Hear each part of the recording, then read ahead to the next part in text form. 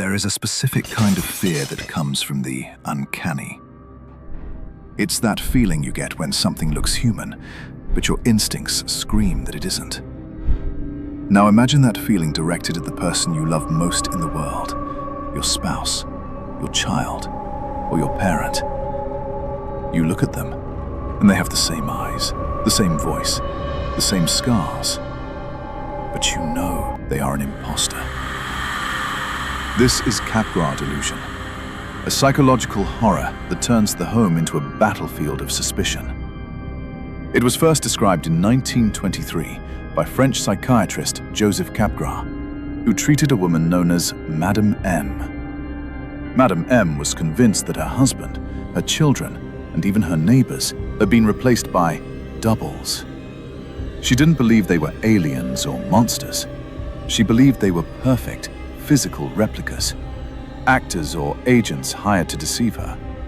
The horror of this condition is that it is monothematic, meaning the person is perfectly sane in every other way, except for this one terrifying conviction. The psychological toll is devastating. Imagine a mother looking at her son. She recognizes his face perfectly. She can list every detail of his appearance, but the emotional glow that should accompany that recognition is missing. Because the brain's visual center is working, but the emotional connection is severed. The brain invents a logical reason for the discrepancy.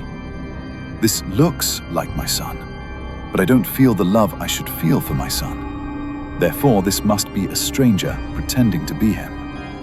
In more recent cases, this has led to tragic outcomes.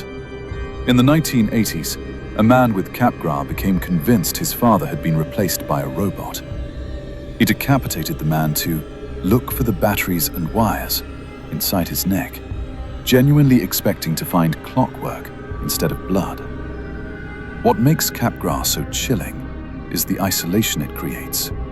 The victim is surrounded by people who claim to love them, but to the victim, these people are predators wearing familiar masks. Every "I love you" feels like a lie. Every hug feels like a trap. The victim becomes a prisoner in a house full of strangers who look exactly like their family. One patient described it as living in a movie where the actors are trying to gaslight you into believing they are your relatives. They noticed tiny perceived errors in the imposter's behavior, a slight change in how they held a fork, a subtle shift in their tone of voice, which were actually just normal human variations that the brain interpreted as glitches in the disguise.